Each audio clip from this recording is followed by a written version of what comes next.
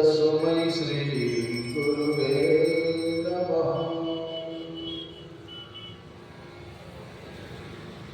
तस्मै श्री गुरुवे नमः। वक्रतुंड महाकाय कोटि सूर्य समप्रभा निर्विघ्नं कुरु मे देव सर्वकार्येषु सर्वदा।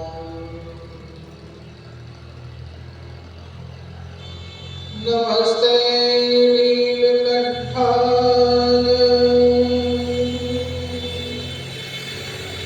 वेदसे पद्मात्मने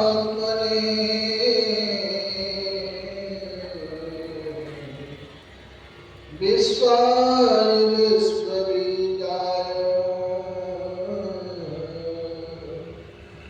जगदानंदहेतवे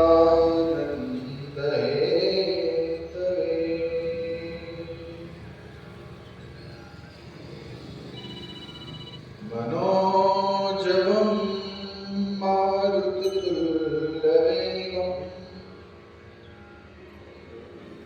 जितेन्द्रियं बुद्धिमतां वरिष्ठं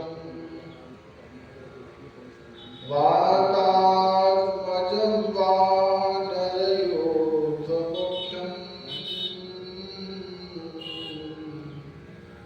श्रीरामदूतं शरणं प्रपद्ये।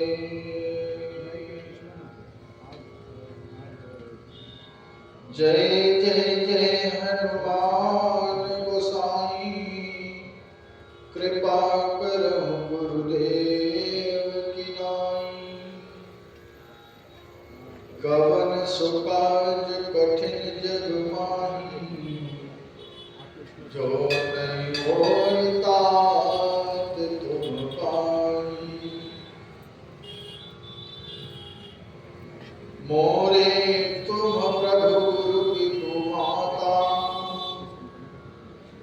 जाओ कहाँ तज कर जग जाता।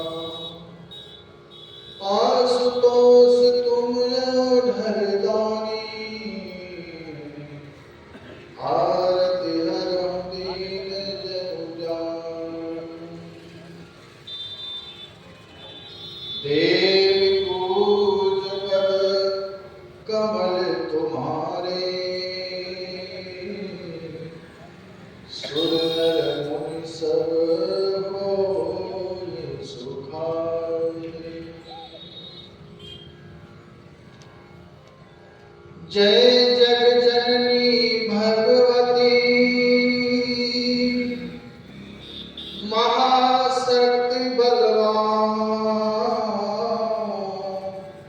कृपा करो मां दीन पर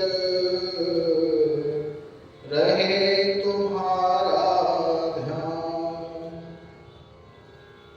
सब कारण को छोड़ के आयो तेरे द्वार। अपने जन की लाज रखो माहिनान जगदाधार। काहू के बंधन को काहू के आचार।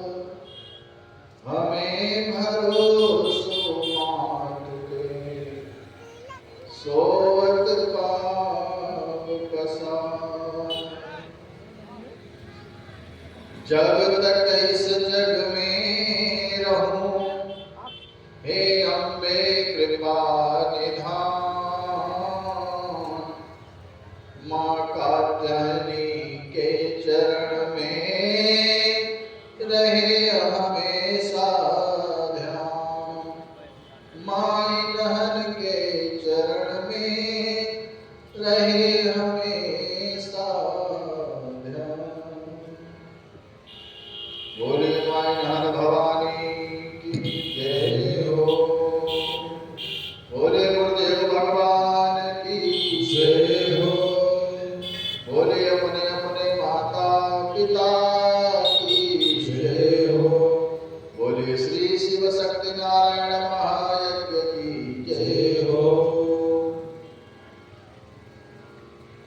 बड़े ही हर्ष का विषय संकल्पित 108 श्री शिव शक्ति नारायण महायज्ञ श्रृंखला के 51वें यज्ञ के आज चतुर्थ दिवस में हम सभी भक्तजन एकत्रित हुए हैं। कथा में प्रवेश करने से पहले हम सभी मिलकर के अपने मन और वाणी को पवित्र करने के लिए सर्वप्रथम भगवान नाम संकीर्तन करेंगे। उसके पश्चात माँ भवानी की जैसी इच्छा होगी कथा में प्रवेश करने का प्रयास।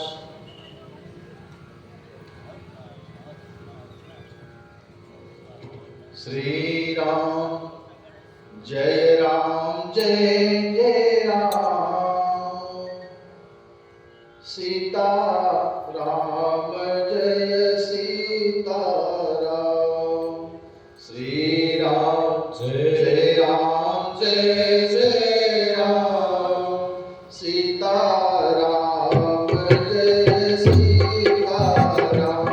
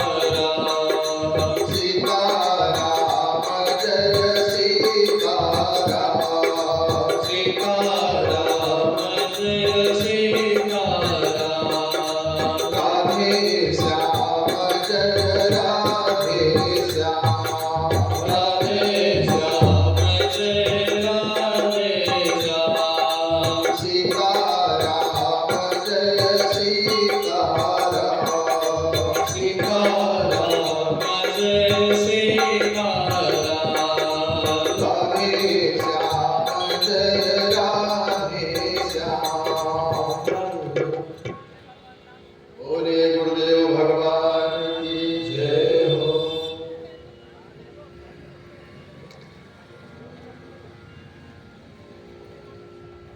आइए हम सभी भक्तजन श्रीमद् देवी भागवत महापुराण की चतुर्थ दिवसीय कथा में प्रवेश करने का प्रयास।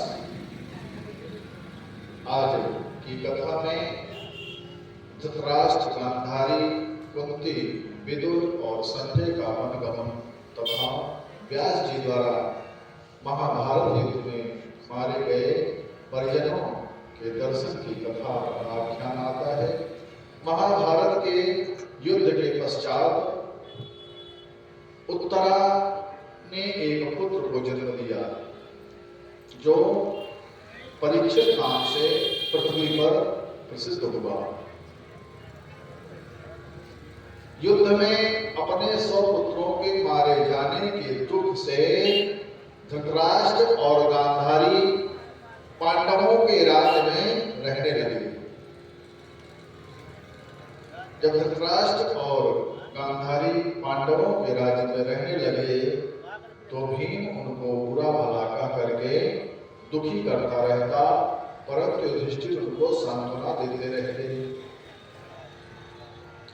एक दिन धृतराष्ट्र ने अपने पुत्रों का श्राद्ध करने के निमित्त जब युधिष्ठिर जी से कुछ धन की याचना की, तब युधिष्ठिर जी ने अपने परिवारी जनों को बुला करके, अपने भाइयों को बुला करके आपस में चर्चा की, सलाह किया। इस प्रकार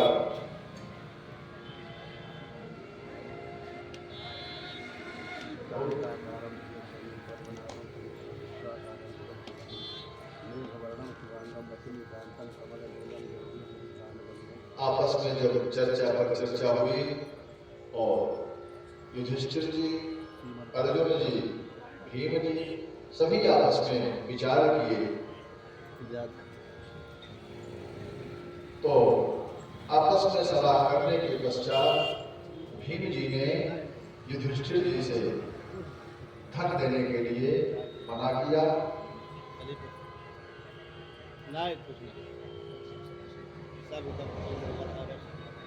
ऐसे दर्शन बता रहा है आपको, ऐसे कुछ काम हो जाते रहे तो आज मिल गए बता दो भाई।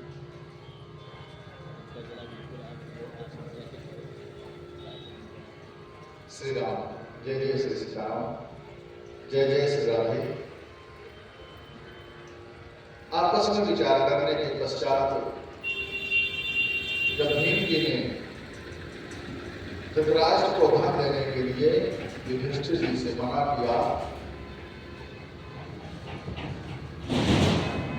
इस दुष्ट को पिंडदान के लिए आप धन क्यों देंगे? इसको धन देने की कोई आवश्यकता नहीं है, क्योंकि इसके दुष्ट पुत्रों को श्राद्ध करके सुखी क्यों किया जाए। मैं आपको इस अंधे को धन नहीं देने दूंगा, ऐसा भीम जी ने युधिष्ठिर जी से कहा। भीम जी कहते हैं कि हे भ्राताश्री, आपके ही कारण हमें अनेक कष्ट उठाने पड़े हैं। यदि आप जुआ नहीं खेलते तो हम सबकी यह दुर्गति नहीं होती। मुझे रसोइया बनना पड़ा, इंद्र अर्जुन को बृहल्लला बनना पड़ा। इसी के पुत्रों ने सभा में द्रौपदी का अपमान किया और इसी के पुत्रों ने हमें लाक्षागृह में भी गलाया था। आज इसी दुष्ट को आप पिंडदान देने के लिए धन देने की बात करते हैं। हे भैया, मैं इसके लिए धन नहीं देने दूंगा। अब युधिष्ठिर जी भीम के बार बार कहने पर मानते नहीं हैं और भीम को समझा बुझा करके उसके पश्चात धृतराष्ट्र को धन दे करके उसके पुत्रों का पिंडदान कराया और इसके पश्चात धृतराष्ट्र, गांधारी, विदुर और कुंती वन में चले गए और वहां पर गंगा तट पर सतयुग आश्रम में पहुंच करके कुटी बना करके तपस्या करने लगे। कुछ समय यानी लगभग 6 वर्ष बीत जाने पर युधिष्ठिर आदि सभी भाई संजय, सुभद्रा, द्रौपदी, उत्तरा आदि ने वन में सतयुग आश्रम में जाकर के सबको देखा, परंतु विदुर कहीं अन्यत्र चले गए थे और दूसरे दिन युधिष्ठिर को गंगा तट पर दिखाई दिए और उनकी एक प्रकाश ज्योति निकल के धर्मावतार युधिष्ठिर के मुख में समा गई। धृतराष्ट्र आदि उस जंगल में एक आश्रम पर तप करते थे और कुंती, गांधारी, विदुर आदि नित हरि कीर्तन करते थे। विदुर जी ने अपने प्राणों का गंगा तट पर विसर्जन कर दिया और सभी शोकाकुल हो गए, युधिष्ठिर आदि, और उसी समय वहां पर व्यास जी तथा नारद जी आ गए। सभी ने उनका समयानुकूल पूजन आदर किया। कुंती, गांधारी, सुभद्रा आदि ने व्यास जी से कहा कि हे प्रभु, आप हमारे प्रियजन जो युद्ध में मारे गए हैं, आप तो सामर्थ्यवान हैं, एक बार हमें उनका दर्शन करा दीजिए। तब व्यास जी सभी को गंगा तट पर ले जाकर के गंगा जल में स्नान करा करके सगुण और निर्गुण रूपा सब देवों की देवी ब्रह्म स्वरूपिणी भगवती मां अम्बा की विनती करने लगी।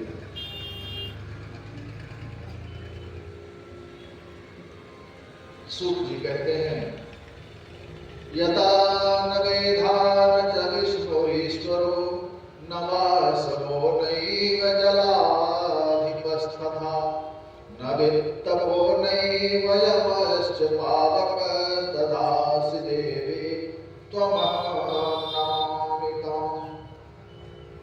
सूत जी कहते हैं कि हे देवी, जब ब्रह्मा, विष्णु, शंकर, इंद्र, वरुण, कुबेर, यम तथा अग्नि ये कोई भी नहीं थे, तो उस समय भी आपकी सत्ता थी। ऐसी मां को प्रणाम करता हूं। हे जगत जननी, आपको बारंबार प्रणाम है। इस प्रकार व्यास जी ने भगवती की अनेक प्रकार से स्तुति की और निवेदन किया। ये सभी अपने व्यास जी माता जी से कहते हैं कि हे जगत जननी, ये सभी अपने परिवार जनों को एक बार देखना चाहते हैं। हे भुवनेश्वरी देवी, आप इन वृद्ध व्यक्तियों को स्वर्ग से बुला करके इनको दिखाने की कृपा करो।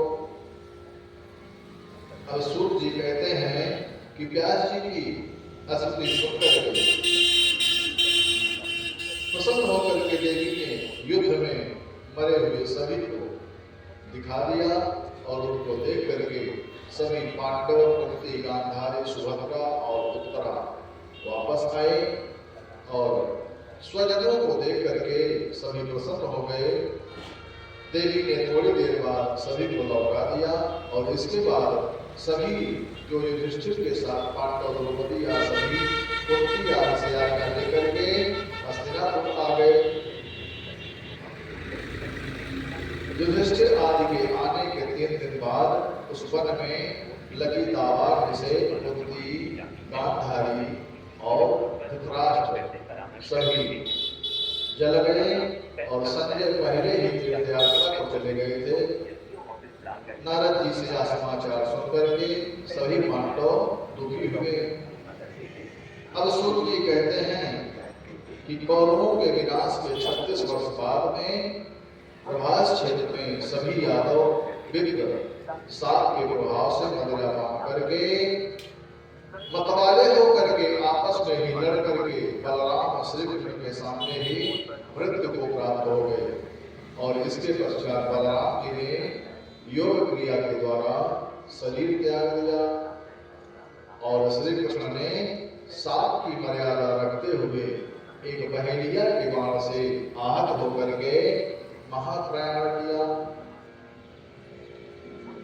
इसके पश्चात शोक से संतप्त अर्जुन ने प्रभास क्षेत्र में पहुंच करके सभी का यथोचित संस्कार किया और भगवान श्री कृष्ण के शरीर के साथ 8 पटरानियों का भी दाह संस्कार किया और बलराम जी के शरीर के साथ रेवती का दाह संस्कार करके द्वारिका जाकर के शेष नागरिकों स्त्रियों को बाहर निकाला है और इसके कुछ समय पश्चात ही द्वारिका समुद्र में डूब गई।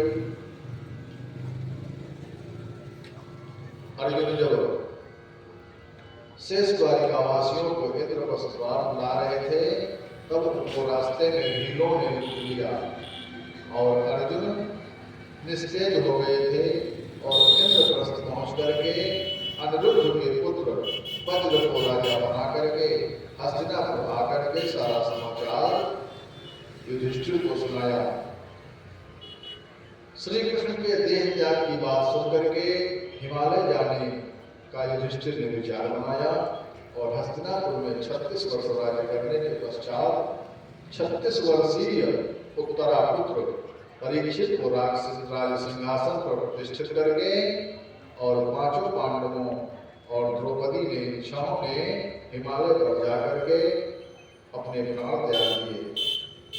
परीक्षित ने भी 60 वर्षों तक न्यायपूर्वक प्रजा का पालन किया, राज्य किया और एक दिन आखेट में शिकार में एक मृग की खोज में प्यास और भूख से व्याकुल राजा ने एक आश्रम में ध्यान मग्न बैठे एक मुनि से जल की याचना की। मृग की तलाश में राजा ने जंगल में समय बिताया है और जब भूख प्यास से त्रस्त हुआ जंगल में आश्रम पाया है। जब पानी मांगा मुनिवर से नहीं पानी कोई लाया है और अपना अपमान समझ करके तब भूप क्रोध में आया है। मृत सर्प उठाकर राजा ने ऋषिवर के गले में डाला है। ढोंगी पाखंडी उठा नहीं आज बड़ा भूप से पाला है। ऐसा कार्य करके परीक्षित जी वहीं पर खड़े हैं लेकिन वे मुनि तो ध्यान में मग्न थे, उन्हें बाहर का कोई भी आवाज नहीं था।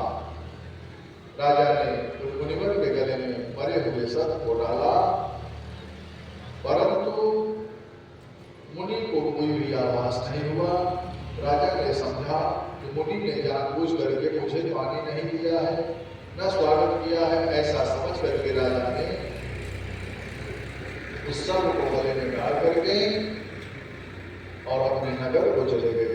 महात्मा जी ध्यान में थे, उनको कोई किसी प्रकार का विक्षेप नहीं हुआ और उन मुनि का एक कवियार नामक तेजस्वी पुत्र था। उसे आश्रम में रहने वाले बच्चों ने बताया कि तुम्हारे पिता के गले में किसी ने मरे हुए सर्प को डाल दिया है। उनकी आवाज सुनकर के ऋषि कुमार कवियात ने हाथ में जल लेकर के राजा को साथ दिया कि जिस व्यक्ति ने मेरे पिता के गले में मृत सर्प डाला है उसे 1 सप्ताह में यानी आज के 7वें दिन तक्षक रस लेगा। जब ऋषि ध्यान से जगे तो पुत्र द्वारा राजा को दिए गए साप की बात सुनी तो पुत्र को बहुत फटकारा कि तूने राजा को ऐसा साप क्यों दिया। उन्होंने अपने शिष्य को राजा के पास भेज करके साप का समाचार बताया। राजा भी अपने कृत्य का पश्चाताप करने लगे, लेकिन अब पछताए होत क्या जब चिड़िया चुग गई थी। राजा ने वृद्ध मंत्रियों से मंत्रणा की कि वृद्ध तो अटल है, जो साथ लगा है वह तो अटल है, आज के 7वें दिन मेरी मृत्यु निश्चित है, लेकिन बुद्धिमानों के साथ उपायों को करना चाहिए, क्योंकि मणि, मंत्र और औषधि के प्रभाव अलग अलग होते हैं। पूर्व काल में किसी ऋषि की पत्नी को सर्प ने काट लिया था, जिससे वह मर गई थी। तब मुनि ने अपनी आयु का आधा भाग देकर के उस अप्सरा को जीवित किया था। तथा बुद्धिमानों को चाहिए कि भवितव्यता पर विश्वास न करें, उपाय भी करें। भवितव्यते न विश्वासः कर्तव्य सर्वथा बुधैः। राजा की बात सुनकर के मंत्रियों ने कहा कि हे राजन, वे कौन से मुनि थे जिन्होंने अपनी आधी आयु लेकर के अपनी प्रिय पत्नी को जीवित किया था? और वह कथामृता महाराज तन्नो गोविस्तरम, और वह कैसे बनी थी, इस कथानक को भी हमें विस्तार से सुनाने की कृपा करें। राजोवाच ऋगो भार्या वरारोहा कुलोमानाम सुंदरी। राजा कहते हैं कि हे महर्षि भृगु की एक सुंदर स्त्री थी जिसका नाम कुलोमा था, और उससे ही च्यवन ऋषि का जन्म हुआ था। च्यवन की पत्नी का नाम सुकन्या था। सुकन्या का प्रमति हुआ था। उस प्रमति की प्रिय पत्नी का नाम प्रतापी था। सुकन्या को प्रमति नाम का पुत्र हुआ, और उस प्रमति की प्रिय पत्नी का नाम प्रतापी था। और उस राजा प्रमति का पुत्र प्रसिद्ध नाम वाला रुरु हुआ। और उसी समय स्थूल के स्थान के एक तपस्वी धर्मात्मा ऋषि थे। उनके ही आश्रम में मेनका नाम की अप्सरा, जो विश्वावसु के द्वारा गर्भवती हो गई थी, उसने इन्हीं ऋषि के आश्रम में ही एक कन्या को जन्म दिया और उसे छोड़कर के चली गई थी। उस कन्या का पालन पोषण उन्हीं स्थूल के ऋषि ने ही किया था। जब समय के साथ साथ वह कन्या युवावस्था को प्राप्त हुई, तो उसे देख करके परम प्रतापी रुरु काम मोहित हो गए। और रुरु के पिता ने जब सारा समाचार जाना कि उसका पुत्र स्थूल के आश्रम में उनकी पुत्री प्रमदद्वरा को अपनी पत्नी बनाना चाहता है, तो रुरु के पिता प्रमति ने महात्मा स्थूल केश को सारा वृत्तांत बताया, और महात्मा जी ने सुंदर मुहूर्त में विवाह करने का आश्वासन दे दिया। दोनों तरफ से विवाह की तैयारियां होने लगी, लेकिन दैववशात एक दिन उस प्रमदद्वरा को सर्प ने काट लिया और वह मृत्यु को प्राप्त हो गई। दोनों तरफ हाहाकार मच गया। वहां पर वह रुरु भी आ गया और अनेक प्रकार के विचार प्रकट करता हुआ शोकाकुल हो गया।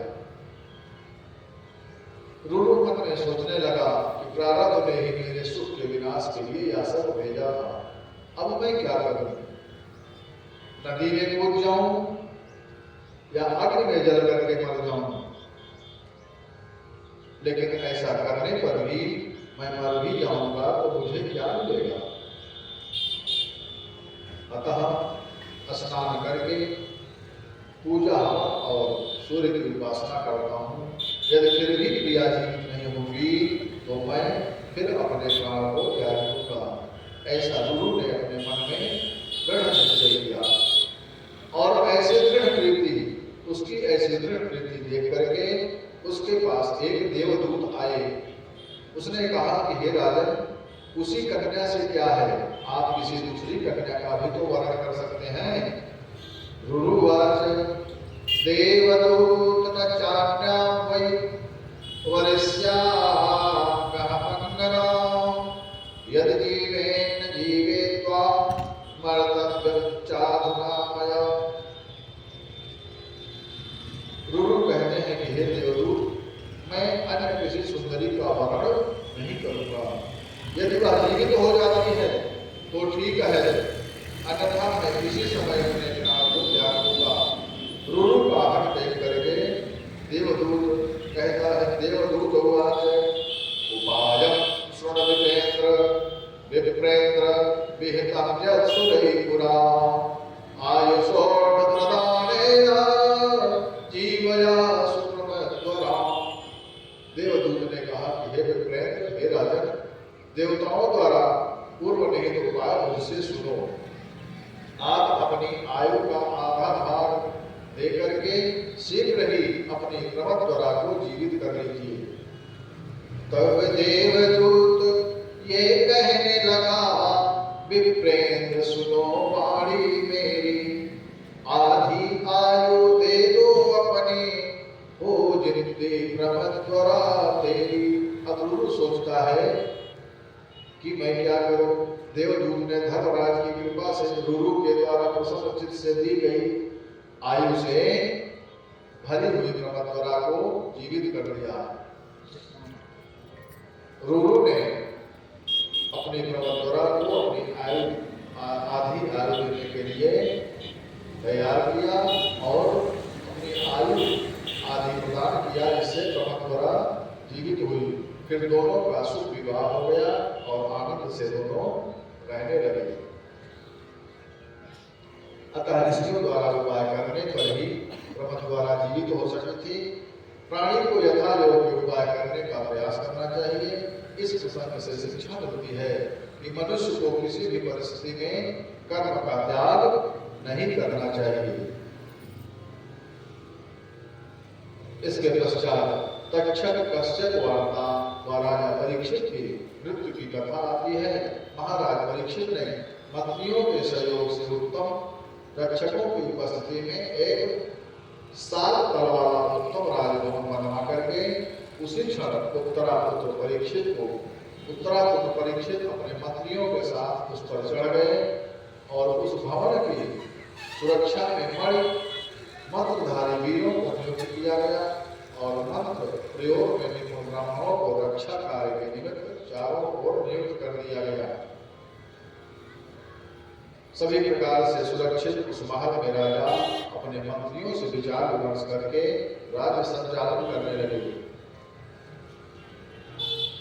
तब महाराज परीक्षित के साथ को सुनकर के सर्व विष निवारण के कार्य में दक्ष एक कश्यप नाम का ब्राह्मण, जो धन का अभिलाषी था, राजा के प्राण बचाने के लिए चल दिया।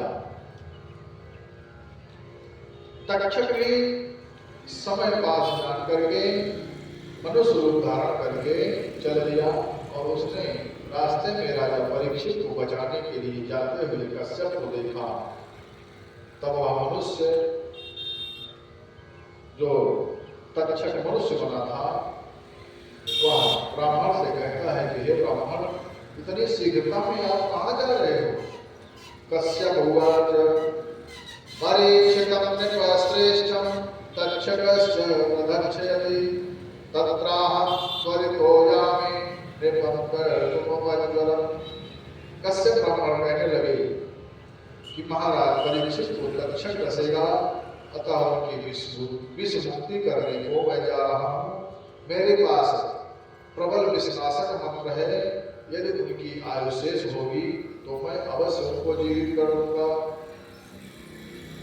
मैं विषनाशक कश्यप ब्राह्मण जब तक्षक नृप को खाएगा और विषहरण करूंगा राजा का, तब नृप जीवित हो जाएगा। जीवित होकर के जब राजा अपने मन में हर्षाएगा, मुझको वह भारी धन देगा, मेरा जीवन कट जाएगा। तब तक्षक ने मार्ग में खड़े एक वृक्ष को अपनी प्रतियोगिता क्षेत्र बनाया और उसने उस वृक्ष को डस करके राख कर दिया। लेकिन तभी कश्यप नाम के ब्राह्मण ने अपने मंत्र के बल से उस वृक्ष को पुनः हरा भरा कर दिया। इस प्रकार देख करके तक्षक को बड़ा आश्चर्य हुआ और कश्यप ब्राह्मण को धन का लोभी जान करके उसे वहीं पर प्रचुर मात्रा में धन दे करके उसे वहां से वापस भेज दिया और तक्षक 7वें दिन हस्तिनापुर में पहुंच गया। तक्षक ने देखा कि राजा मणिमंत्र में 12 वीरों से रक्षित 7वें तल के मकान में है, मृत्यु अटल है जानते हुए भी छिप करके बैठे हैं, वहां पर किसी का प्रवेश नहीं होता है। तब तक्षक ने अपने साथी नागों को ब्राह्मण वेश बना करके हाथों में फल फूल लेकर के राजा को भेंट करने का नाटक करने लगे। मंत्रियों ने किसी भी को भी मिलने की आज्ञा नहीं दी। तब ब्राह्मण रूपी नागों ने कहा कि हमारी इस भेंट को भी महाराज के पास पहुंचा दीजिए। फलों को लेकर राजा के पास निरीक्षण करके पहुंचा दिया गया। राजा ने सभी मंत्रियों को एक एक फल दे करके और एक बड़ा फल राजा परीक्षित ने स्वयं खाने के लिए ले लिया। उसी फल में राजा को एक चमकीला कीट दिखाई दिया जो देखते देखते ही बड़ा नाग बन गया और महाराज को डस लिया। तभी भयंकर विष से दग्ध राजा परीक्षित जले वृद्ध की भांति पृथ्वी पर गिर पड़े और आज 7वें दिन मुनि कुमार का साप सत्य हो गया। तक्षक के विष से राजा का सुंदर तन जलकर राख हुआ। तक्षक उड़ के आकाश गया, मुनिवर का सार्थक साप हुआ।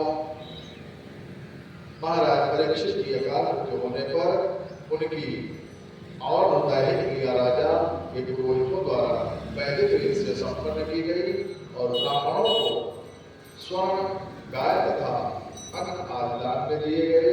और इसके पश्चात मंत्रियों ने प्रजाओं के प्रति प्रीति संवर्धन करने वाले राजपुत्र जन्मेजय को शुभ मुहूर्त में राज सिंहासन पर आसीन किया।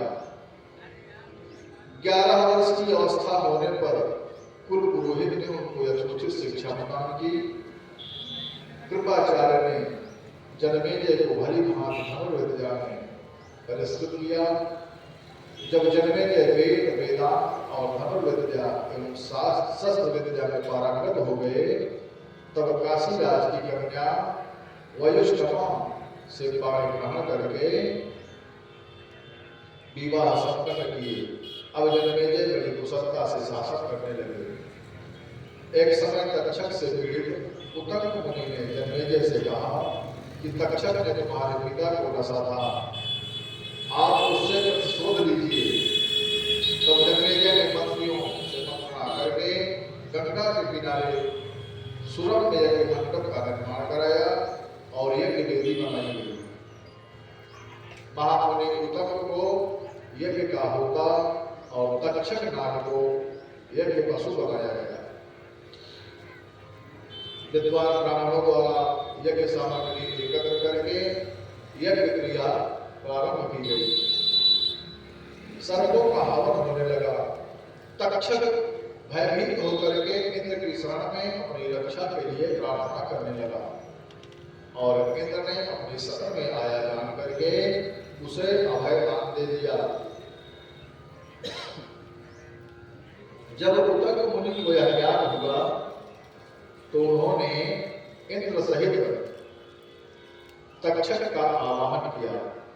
आस्ति को नाम धर्मात्मा जनकारुषुतो मुनिः तत्रागत मनोर्बालस्तुष्टाव जनमेजयम्। जब उत्तंग मुनि को यह ज्ञान हुआ तो उन्होंने इंद्र सहित तक्षक का आवाहन किया और तब भयभीत तक्षक ने यायावर वंश में उत्पन्न जरदकारु पुत्र धर्मनिष्ठ आस्थि नामक मुनि का स्मरण किया। वे मुनि बालक वहां आकर के जन्मेजय की प्रशंसा करने लगे। जन्मेजय ने उस मुनि बालक को पंडित समझ करके उनका पूजन अर्चन करके मनोवांछित वस्तु मांगने को निवेदन किया। तब आस्तिक मुनि ने याचना की कि आप इस यज्ञ को बंद कर दीजिए। हे राजन, आप इस यज्ञ को बंद कर दें। मुनि ने मुनि के वचनानुसार सब सर्प यज्ञ को बंद कर दिया गया और इसके पश्चात वैशंपायन मुनि ने जनमेजय को महाभारत की कथा सुनाई और उसे सुनकर के राजा को परम शांति प्राप्त हुई। अब राजा ने कहा कि व्यास जी, मेरे मन में उद्वेग हो रहा है। हे महाभाग, युद्ध में होने वाली मृत्यु ही क्षत्रियों के लिए श्रेष्ठ होती है। आप मेरे पिता की आत्म शांति के लिए कोई दूसरा उपाय बताइए। व्यास जी कहने लगे कि हे राजन, मैं आपको आपके पिता की मुक्ति हेतु एक पुनीत, कल्याणकारी और रहस्यमय वेद और शास्त्रों की सारभूत श्रीमद्देवी भागवत नामक पुराण का श्रवण कराऊंगा और इस पुराण के श्रवण से आपका मंगल होगा और आपके पिता की आत्मा को शांति प्राप्त हो जाएगी। सभा में उपस्थित व्यास जी ने जनमेजय से प्रश्न किया कि हे राजन, यह आस्तिक मुनि किसके पुत्र थे और सर्प सत्र में उसके आने का क्या कारण था और यज्ञ के सर्पों की रक्षा करने के पीछे उसका क्या उद्देश्य था। हे प्रभु, इस आख्यान को विस्तार पूर्वक सुनाइए। व्यास जी कहते हैं कि हे जनमेजय, जरत्कारु नाम के एक शांत स्वभाव वाले ऋषि थे। जरत्कारु मुनि शांतो न चकार गृहाश्रमं तेन दृष्टा वने गर्दे लंबमाना स्वपूर्वजा। जरत्कार नाम के एक शांत स्वभाव ऋषि थे। एक बार उन्होंने जंगल में एक गड्ढे के भीतर अपने पूर्वजों को लटकते हुए देखा। उसके पूर्वज उससे कहने लगे कि हे पुत्र, तुम विवाह कर लो, इससे हमें इस कष्ट से छुटकारा।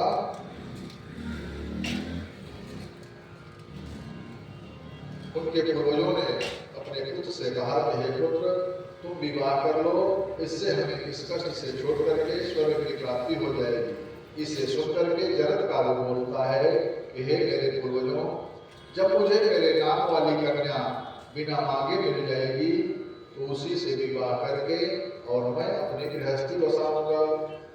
परंतु उसी समय सर्पों की माता ने सर्पों को साथ दिया कि वे अग्नि में गिर जाएं और कश्यप ऋषि की दो पत्नी थी, कत्रु जो सर्पों की माता थी और विनिता जो गरुड़ की माता थी। एक दिन कत्रु ने विनिता से पूछा कि सूर्य के घोड़े का रंग कैसा है। अब विनिता कहती है कि घोड़ों का रंग सफेद है। कत्रु कहती है नहीं, काला है। दोनों में शर्त हो गई कि जो हारेगी उसे दासी बनना पड़ेगा। अब कत्रु ने अपने पुत्रों से कहा कि तुम सूर्य के घोड़ों से निपट जाओ ताकि अश्व काला दिखे तो मैं जीत जाऊंगी। तब उनमें से कुछ सर्पों ने असहमत प्रकट की तो उनको कत्रु ने साथ दिया कि तुम जनमेजय की यज्ञ में जल जाओगे। और उनमें से कुछ सर्प घोड़े से लिपट गए। जब विनिता को दिखाया गया तो घोड़ा काला दिखाई दिया और सर्प के अनुसार विनिता को दासी बनना पड़ा। मानस में भी यह वर्णन आया है, कत्रो विनतहि दीन तुम ही कौशिला दे, भरत बंद में सोई लखन राम के। जब यह समाचार मेरी माँ दासी बन गई है सुना तो उसे बड़ा दुख हुआ और उसने कत्रु से कहा कि मेरी माँ का दासत्व कैसे दूर होगा। कत्रु ने कहा कि तुम मेरे पुत्रों को अमृत ला करके दे दो, तुम्हारी माँ का दासत्व खत्म हो जाएगा। गरुड़ ने देवताओं से युद्ध करके अमृत ला करके कत्रु को दे दिया था और कत्रु ने गरुड़ की माता को दासत्व से मुक्त कर दिया था। लेकिन सर्प स्नान करके आए तब तक इंद्र उस अमृत कलश को चुरा ले गया। तब सब स्नान करके आए जब, तो कलश को वहां न देख करके बहुत दुखी हुए और जहां कलश रखा था उन कुशों को अपनी जीवा से चाटने लगे। तब उनकी जीवा के दो भाग हो गए। कतरों द्वारा कुछ नाग जो थे वे ही जन्मेजे, ये सर्व सत्व में जलने वाले थे।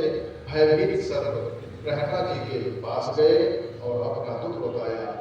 अब ब्रह्मा जी कहते हैं कि एक जरत्कारू नाम के ऋषि के साथ वासुकी नाग की बहन जरत्कारू का विवाह कर दो, तो हे नागो, उनका एक पुत्र आस्तिक नाम वाला होगा और वही तुम्हारा रक्षक होगा। वासुकी नाम के नाग ने अपनी बहन को जरत्कारू को समर्पित कर दिया। जरत्कारू ऋषि ने शर्त रखी कि जब वह कभी मेरा अप्रिय करेगी तो उसी समय मैं इसका परित्याग कर दूंगा। एक दिन मुनि ने कहा कि हे प्रिय, मैं शयन कर रहा हूँ, आप मुझे जगाना मत। लेकिन ऋषि को शयन करते करते सायंकाल हो गया, सूर्य अस्ताचल को चले गए। अब जरत्कारू सोचने लगी, सूर्य तो गए अस्ताचल को, ऋषि कहा नींद में सोते हैं, और इस समय जगाऊं यदि इनको तो मेरा जागरण करते हैं। संध्या बंधन होगा निष्फल और धर्म नष्ट हो जाएगा, और यदि धर्म पालन अभी करो मम परित्याग हो जाएगा।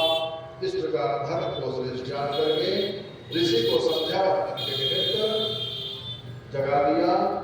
जागने पर ऋषि क्रोधित होकर के कहने लगे कि तुमने मेरे निद्रा में विघ्न डाला है, अब मैं जंगल में जाता हूँ और मैं तुम्हारा परित्याग करता हूँ। तुम अपने भाई वासुकी के घर पर चली जाना। ऐसा कहकर के ऋषि जंगल को प्रस्थान कर गए। इसके पश्चात जरत्कारू वासुकी के घर चली गई।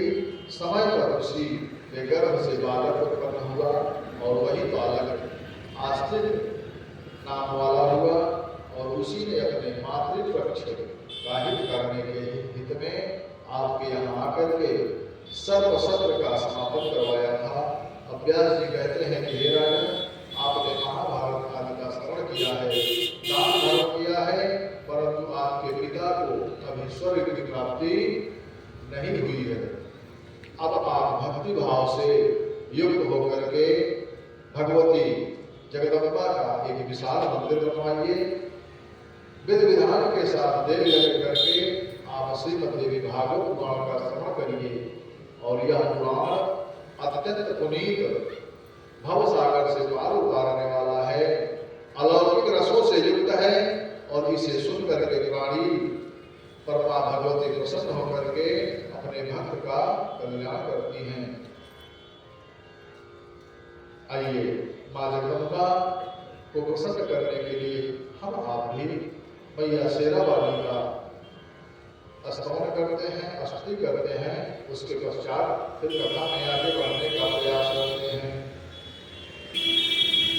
शेरावाली तुम्हारी जय होवे, गौरी मैया तुम्हारी जय होवे, शेरावाली तुम्हारी जय होवे, गौरी मैया तुम्हारी जय होवे, दुर्गे मैया तुम्हारी जय होवे, दुर्गे मैया तुम्हारी जय होवे।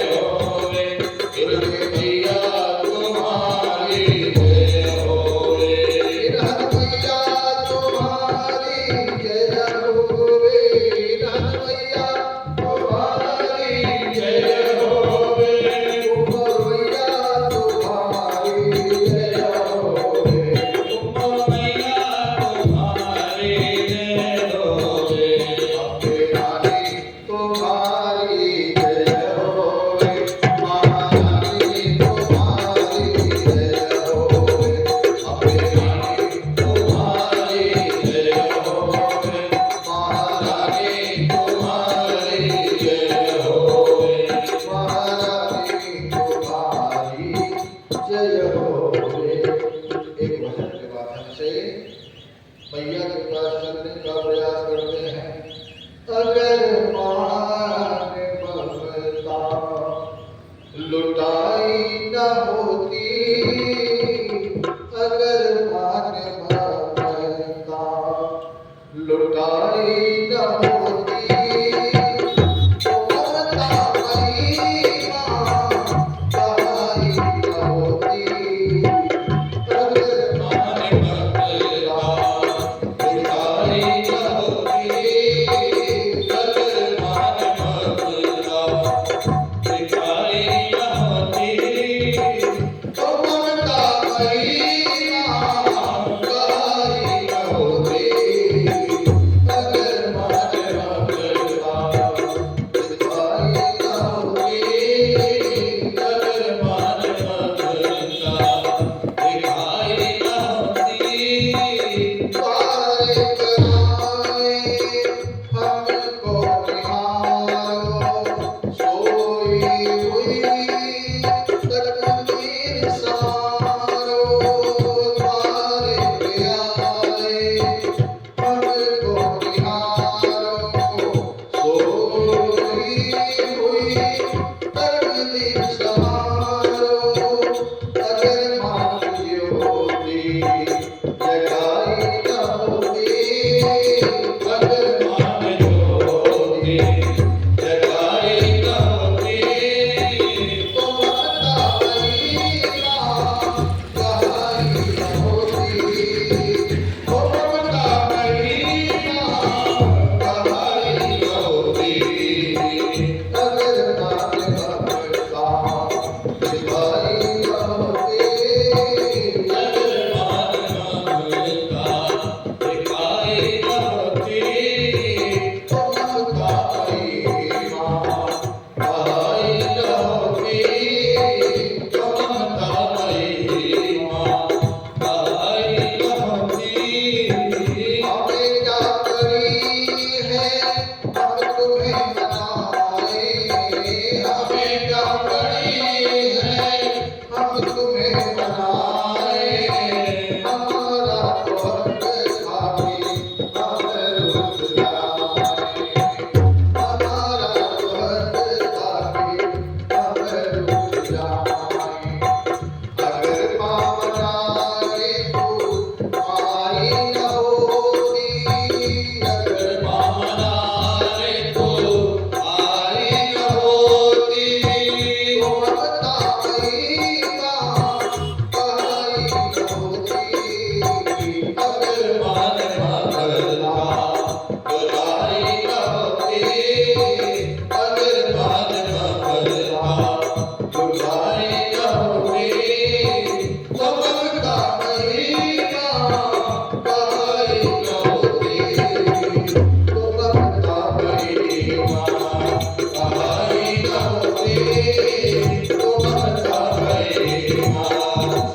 गाई न होती, तो ममता महिमा गाई न होती, तो ममता महिमा गाई न होती। बोले जगत जननी मां अम्बा की जय, बोले मां नाथ भवानी की जय हो। बोले श्री शिव सत्यनारायण महायज्ञ की जय हो। आगे की कथा में अब जन्मेजय के प्रश्न के उत्तर में व्यास जी और नारद जी का संवाद की कथा आती है। जन्मेजय जी कहने लगे कि हे व्यास जी, आपने अम्बा यज्ञ के विषय में कहा, और यह अम्बा यज्ञ, यह अम्बा कौन है और उनका यज्ञ कैसा है, आप कृपया बताने की कृपा करें। हे ब्राह्मण, आप ब्रह्मांड की उत्पत्ति का वर्णन कीजिए। हमें ब्रह्मा, विष्णु और महेश के विषय में भी विस्तार से बताने की कृपा करें कि वे कैसे उत्पन्न हुए, क्या उनके शरीर सब धातुओं से निर्मित हैं। अब व्यास जी कहने लगे कि हे राजन, यही प्रश्न मैंने नारद जी से किया था। व्यास उवाच एतदेव मया पूर्वं पृष्टो सौ नारदो मुनिः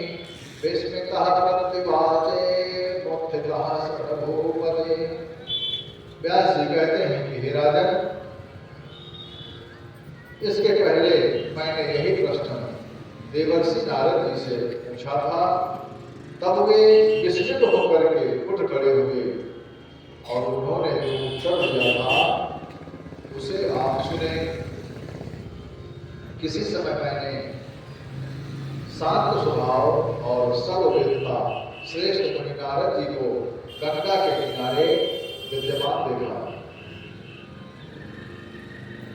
मुनि को देख करके मैंने उनके चरणों में प्रणाम किया, वंदन किया और उनके पास में ही एक सुंदर आसन पर उनकी आज्ञानुसार बैठ गया। और फिर मैंने उनसे पूछा, मनुतेतस्यास्य ब्रह्मांडस्य महामते कः कर्ता परमः प्रोक्तस्तन्मे ब्रूहि विधानतः। उनके पास में बैठ करके फिर मैंने उनसे पूछा कि हे मुनिदेव, इस अद्वितीय ब्रह्मांड का प्रधान कर्ता कौन है, उसे आप मुझे सम्यक रूप से बताइए। और वह ब्रह्मांड किसी एक के द्वारा विरचित है अथवा अनेक कर्ताओं के द्वारा मिलकर के इसका निर्माण किया गया है, आप मुझे बताने की कृपा करें। कुछ लोग सदाशिव महादेव प्रलय तथा उत्पत्ति से रहित आत्मा राम देवेश और त्रिगुणात्मक संसार से उद्धार करने वाले भगवान भोलेनाथ शंकर को ही ब्रह्मांड का रचयिता कहते हैं। और कुछ लोग श्री हरि विष्णु को सबका प्रभु ईश्वर परमात्मा मोक्ष प्रदाता शरणागतदाता और आदि अंत से रहित जान करके उन्हीं का स्तवन करते हैं। और कुछ लोग ब्रह्मा जी को सृष्टि का कारण, सभी प्राणियों का प्रवर्तक, चार मुखों वाला, सभी लोगों की रचना करने वाला तथा सत्य लोक में निवास करने वाला बताते हैं। और कुछ विद्वानों द्वारा सर्वेश्वर भगवान सूर्य को ब्रह्मांड का कर्ता बताया जाता है। और यज्ञों में निष्ठा रखने वाले लोग सूर्यपति सोमपान करने वाले, यज्ञों का भोग करने वाले और सचिपति इंद्र को सर्वश्रेष्ठ मानते हैं। और कुछ लोग वरुण, सोम, अग्नि, पवन, यमराज, कुबेर और कुछ लोग गणाधीश गणेश की स्तुति करते हैं। और कुछ लोग आदि माया भवानी महाशक्ति सृजन संहार करने वाली, सभी प्राणियों और देवताओं की जननी पूर्णा, सभी लोगों की स्वामिनी, निर्गुणा, सगुणा तथा कल्याण स्वरूपा भगवती को मानते हैं। वैष्णवी, शांकरी, ब्राह्मी, पाशवी, वारुणी तथा वाराही, नारसिंही च महालक्ष्मी तथा उता फल की आकांक्षा वाली उन भवानी को वैष्णवी, शांकरी, ब्राह्मी, वासवी, वारुणी, वाराही, नारसिंही, महालक्ष्मी, विचित्र रूपा वेदमाता और एकेश्वरी के रूपा मोक्षदायिनी निर्गुणा सगुणा रूप में ध्यान करते हैं। अतः हे महामुने, आप सर्वसमर्थ हैं, अतः मेरे हृदय को संशय मुक्त कीजिए प्रभु। हे मुने, संसार सागर के मोह से दूषित जल में गिरे हुए कुछ अज्ञानी को बार बार डूबते उतराते ज्ञान रूपी जहाज से रक्षा कीजिए। व्यास जी के पूछने पर नारद जी कहते हैं कि हे व्यास जी, यही प्रश्न मैंने एक बार ब्रह्मा जी से किया था। तो ब्रह्मा जी ने कहा था, एकारणमे पुरा जाते नष्टे स्थावर जगमे भूतमात्रे समुत्पन्ने संजगे कमलातः। ब्रह्मा जी कहते हैं कि प्राचीन काल में जल प्रलय के होने पर अस्थावर जंगम आदि प्राणियों के नष्ट हो जाने तथा मात्र पंच महाभूतों की उत्पत्ति होने पर मैं कमल से आविर्भूत हुआ और कमल कनिका पर बैठा हुआ विचार करने लगा, इस महासागर के जल में मेरा प्रादुर्भाव कैसे हुआ, किससे हुआ। मेरा निर्माण करने वाला, मेरी रक्षा करने वाला, युगांत में मेरा संहार करने वाला कौन है? कहीं भी भूख दिखाई नहीं दे रही है। आज मैं इस कमल का मूल आधार पंख अवश्य देखूंगा। ऐसा विचार करके मैं कमल नाले के सहारे नीचे उतरा, परंतु 1000 वर्षों तक नीचे जाने पर भी कहीं पृथ्वी का अंत नहीं मिला। तब आकाशवाणी हुई कि तपस्या करो। उसके पश्चात मैं उसी कमल पर आसीन होकर के 1000 वर्षों तक तपस्या करता रहा। तब पुनः आकाशवाणी हुई कि सृष्टि करो। तब मैं सोचने लगा कि किसका सृजन करूं और कहां करूं। उसी समय मधुकैटभ नाम के 2 दैत्य उसी महासागर में मुझे युद्ध को ललकारने लगे। भयभीत होकर के मैं पुनः जल के सहारे नीचे उतरा। वहां मैंने श्याम वर्ण और पीले वस्त्र में 4 भुजाओं में शंख चक्र गदा पद्म धारण किए एक अलौकिक पुरुष को शेषनाग की सैया पर शयन करते हुए महाविष्णु को देखा और उनको शयन करते देख करके मैं निद्रा स्वरूपा भगवती का ध्यान करके स्तुति करने लगा। मेरी प्रार्थना से कल्याणी विष्णु भगवान के शरीर से निकल करके आकाश में दिव्य स्वरूप धारण करके विराजमान हो गई। तब वे अनंत आत्मा जनार्दन जगे और फिर उन्होंने मधुकैटभ से 5000 वर्ष तक युद्ध किया और अंत में भगवती के दृष्टिपात से मोहित दैत्यों को भगवान विष्णु ने मार दिया। उसी समय वहां शिव जी आ गए।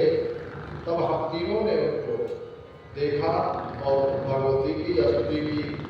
हमारी स्तुति से प्रसन्न होकर के उन महादेवी ने हमसे कहा, देव्य उवाच काले सहस्राणि कार्याणि कुरुध्वं सम्पतन्दिताः सृष्टे स्थितविशिष्टानि काले तौ महासुरौ कृत्वा स्वान्निकेतानि वसन्तं विगतज्वलाः। हे ब्रह्मा, हे विष्णु, हे महेश, अब आप लोग सृष्टि पालन एवं संहार के अपने कार्य प्रमाद रहित होकर के कीजिए। अब आप लोग अपना अपना निवास बना करके निर्भीकता पूर्वक रहिए, क्योंकि अब उन दोनों महादैत्यों का संहार हो चुका है। आप अपनी विभूतियों से अंडक, पिंडक, उद्भव और स्वेदक चारों प्रकार की सभी प्रजाओं का सृष्टि कीजिए। और महादेवी के वचनों को सुनकर के हमने कहा कि ये महामाया, हम शक्तिहीन हैं, इन प्रजाओं का सृजन कैसे करें और कहाँ करें। चारों तरफ तो जल ही जल दिखाई दे रहा है भगवती। सृष्टि कार्य के निमित्त आवश्यक गुण, तन्मात्राएं और इंद्रियां और पृथ्वी पे कुछ भी नहीं है। तीनों देवों को देख करके ब्रह्मा जी के वचन सुन करके देवी के मुखमंडल पर मुस्कान सी छा गई और उसी समय आकाश से एक रमणीय विमान आया और उस विमान में भगवती के आदेश से तीनों देवता बैठ गए। उनके बैठ जाने के पश्चात भगवती ने उस अलौकिक विमान को अपनी शक्ति से आकाश मंडल में उड़ाया है। ब्रह्मा जी कहने लगे कि उस विमान में जैसे ही बैठे वामन के समान वेग से उड़ने वाला विमान जहां पर पहुंचा, वहां जब हमें जल दिखाई नहीं दिया तो हम लोगों को महान आश्चर्य हुआ और उस स्थान के वृक्ष फलों से लदे थे। उस स्थान के वृक्ष वहां पर फलों से लदे थे। कोयलों की मधुर ध्वनि गूंज रही थी। वहां की धूम, वन, पर्वत सभी सुरभ लग रहे थे और उस स्थान पर स्त्रियां, पुरुष, पशु, नदियां, बावलियां, कुएं, तालाब तथा झरने विद्यमान थे और वह भव्य नगर सुंदर 4 दीवारों से घिरा हुआ था। यज्ञशालाएं बनी हुई थी और वह नगर हमको स्वर्ग जैसा लगने लगा। मन में जिज्ञासा हुई कि यह नगर किसने बनाया। उसी समय हमने एक राजा को आखेट के लिए जाते हुए देखा। उसी समय जगदम्बा को विमान में भी स्थित देखा। तभी हमारा विमान तीव्र गति से पुनः उड़ा और एक सुरम्य देश में पहुंचा और वहां हमें नंदनवन, पारिजात वृक्ष और कामधेनु आदि सब दिखाई दिए।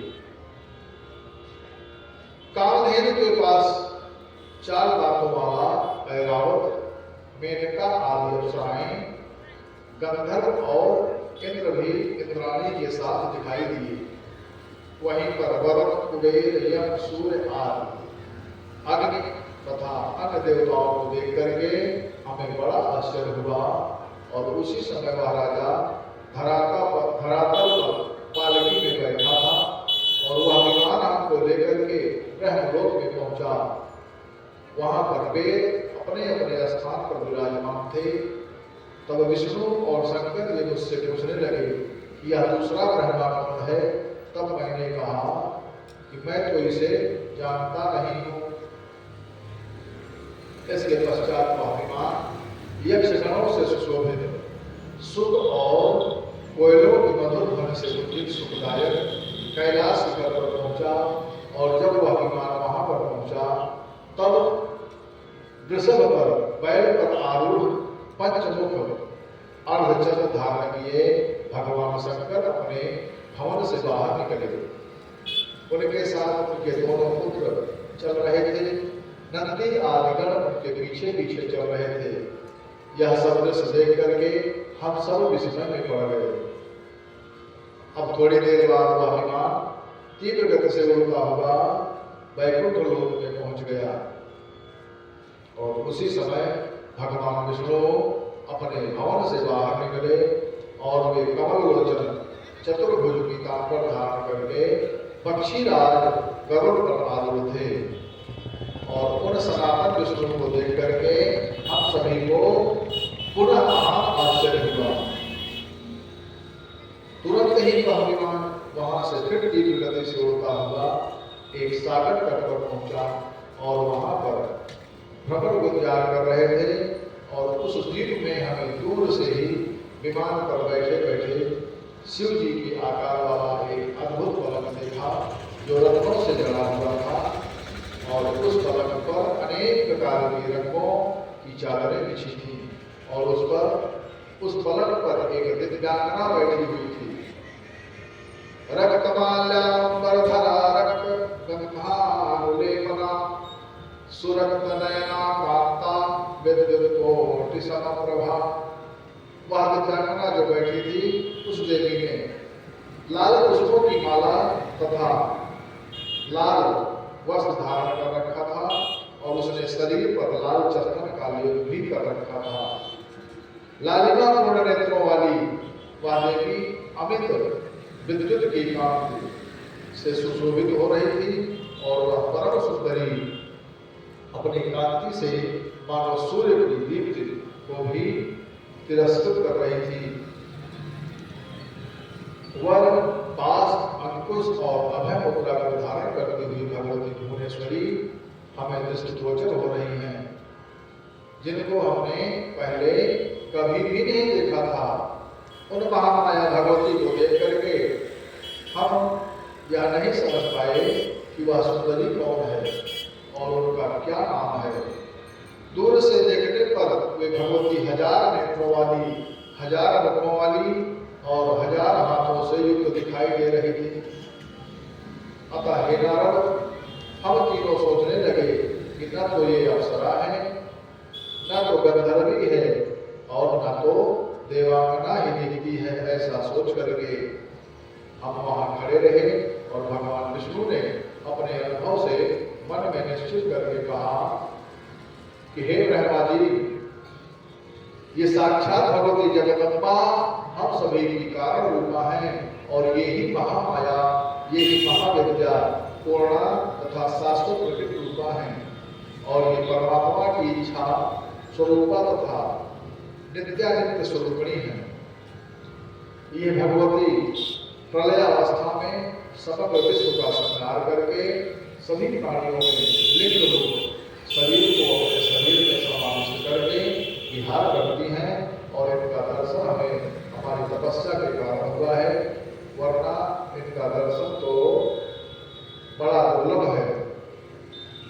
पश्यन्ते पुण्यपुञ्जाये ये वदनावदान्यास्तपस्विनः रागिणो नैव पश्यन्ति देवीं भगवतीं शिवां। जो उदार चरित्र और रहने वाले पुण्यात्मा तपस्वी लोग हैं वे ही इनके दर्शन प्राप्त कर सकते हैं, किंतु विषया सत्य जो विषय में आसक्त हैं मनुष्य कल्याण भगवती के दर्शन करने में सदा वंचित रहते हैं। ये ही मूल प्रकृति स्वरूपा भगवती परम पुरुष के सहयोग से ब्रह्मांड की रचना करके परमात्मा के समक्ष उसे उपस्थित करती हैं और हम सभी इन भगवती की तुलना में उनके लक्षांश दशांश नहीं लक्षांश के भी बराबर नहीं है। और ये वही जगदम्बा महादेवी हैं जिनको हमने प्रलय सागर में देखा था और ये ही बाल्यावस्था में मुझे पालने में जुला रही थी और उस समय मैं एक वटपत्र रूपी पलंग पर सोया हुआ अपने पैर के अंगूठे को मुखार वृंद में डाल करके चूस रहा था और उस समय गाती हुई ये भगवती बाल भाव में स्थित मुझे झूला लगा रही थी और यही निश्चित रूप से मेरी जननी है, यही जगत जननी है। अतः अपना कल्याण चाहने वाले प्राणी को भी माँ भगवती की शरण में जाना चाहिए। ब्रह्मा विष्णु और महेश माँ जगत जननी की प्रार्थना करते हैं और आज की कथा भी यहीं पर विश्राम होती है। कल की कथा में भगवती के चरण अपने ब्रह्मांड दर्शन और त्रिदेवों द्वारा स्तुति की कथा आएगी और जगदम्बा द्वारा त्रिदेवों की 3 शक्तियां कैसे प्रदान की जाएंगी इसकी भी कथा आएगी। परमात्मा का स्वरूप, तीनों गुणों का स्वरूप और सृष्टि की उत्पत्ति की कथा, सत्वगुण, रजोगुण और तमोगुण का वर्णन आदि कथाएं कल गाई जाएंगी। देवी के वीर्य मंत्र सप्तशत आख्यान की कथा, आज की कथा यही विश्राम होती है। आइए हम सब मिलकर के भगवान नाम संकीर्तन करते हैं, एक भजन करते हैं, उसके पश्चात हनुमान चालीसा फिर प्रसाद, हनुमान चालीसा आरती फिर प्रसाद। बोले राम मैया की जय हो।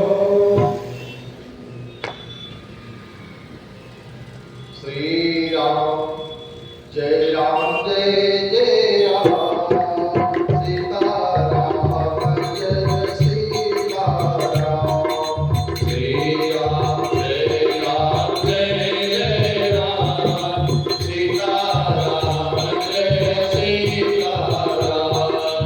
सीता राम जय सीता राम, सीता राम जय सीता राम।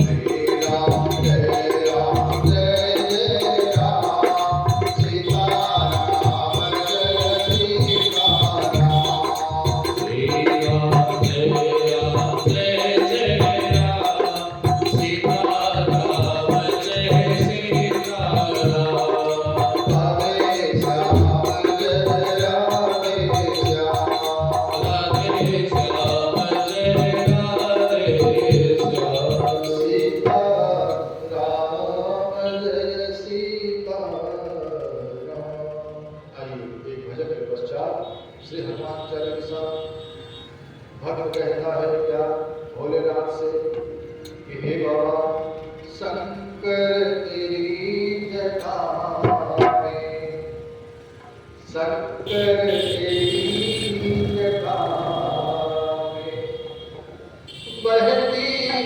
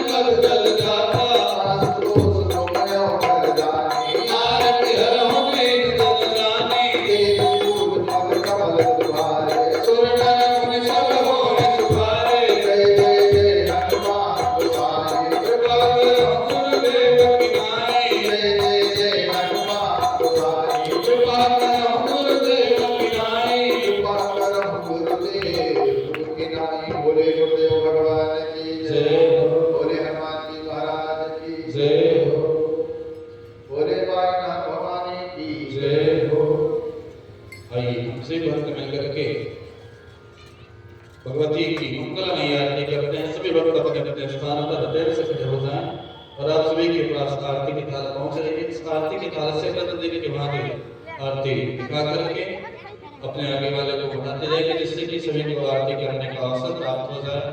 हरि ओम वेदनो हरे प्रजननम में सदसवीरनो सर्वगणको सत्तये आत्मसनि प्रजा सनि पशु सनि लोक सनि भय सनि अपने ही प्रजा बहुनाम में करो तन्नम पयो रे तुलस्मा सुदत्त।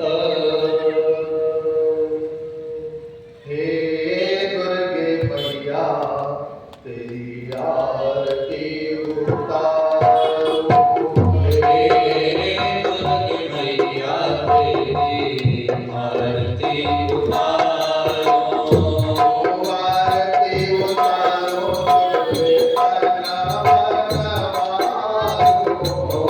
आरती उतारो तुझ पे तन मन वारो।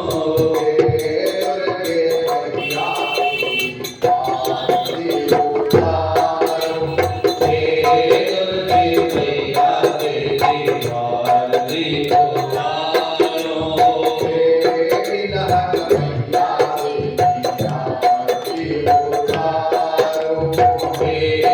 नंद मैया तेरी आरती उतारो, हे गोपाल मैया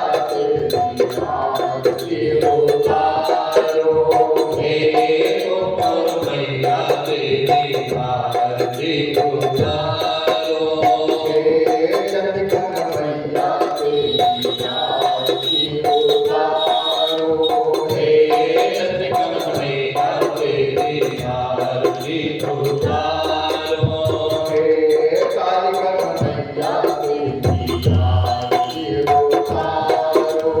हे काली मैया तेरी आरती उतारो,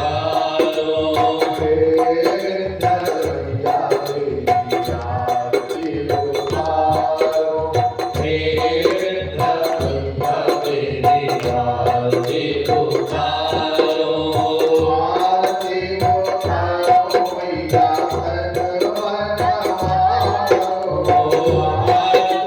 उतारो तो बेतन मन गारो,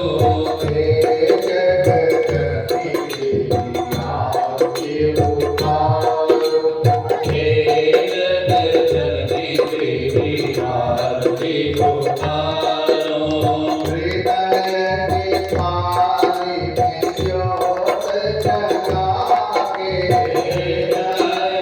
थाली में जोत जला के,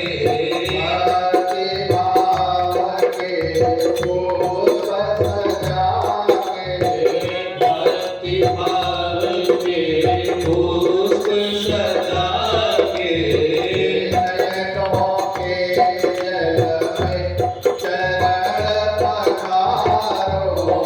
नैनों के जल पे चरण पखारो, हे दुर्गे मैया तेरी आरती उतारो, हे दुर्गे मैया तेरी आरती उतारो,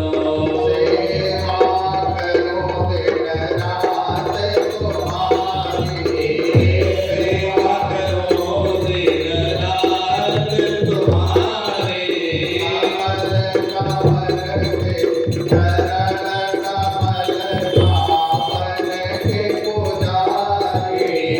चरण कमल पावन के पुजारे, ओ पलकों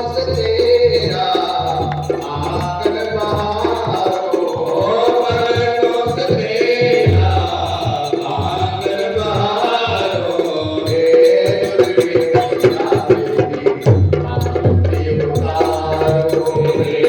दुर्गे मैया तेरी आरती उतारो,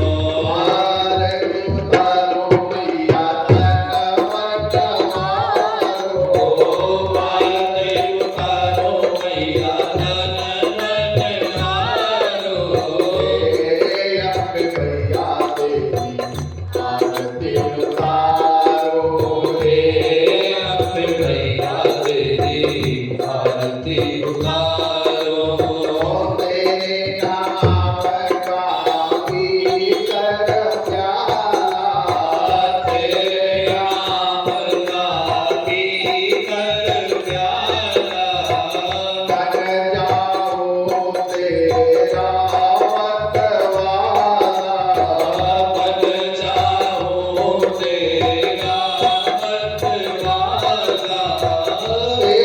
चौखट में जीवन गुजारो, तेरी चौखट में जीवन गुजारो, तेरी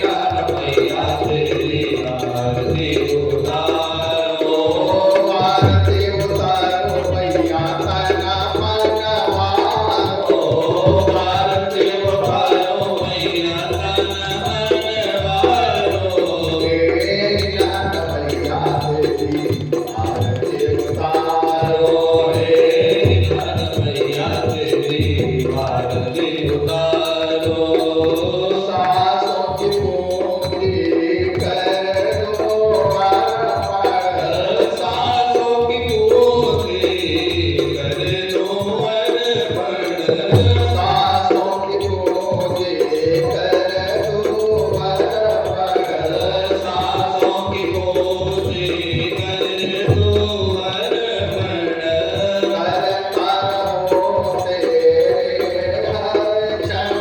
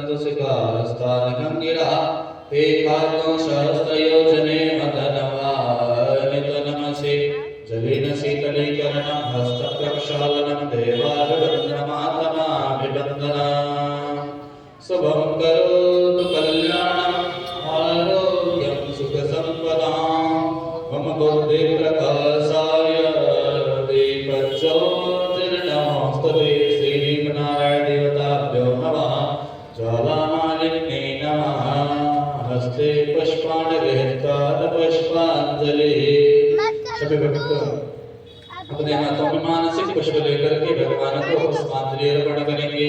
हरि ओम जपनेन जगयाय जन्ता देवास्थाने धर्माणि प्रथमान्याशन्न ते हनाकं महिमानः सचन्द्रद्रपूर्वेशाद्याः शन्ति देवा शिवादिका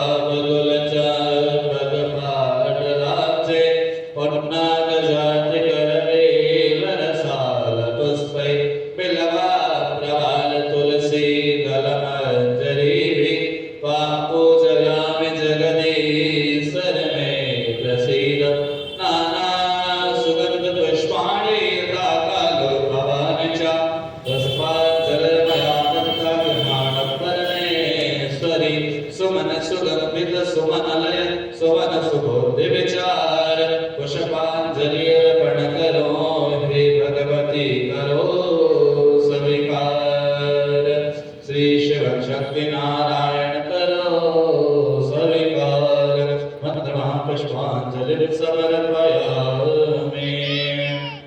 बोले श्री शिव शक्ति नारायण महायज्ञ की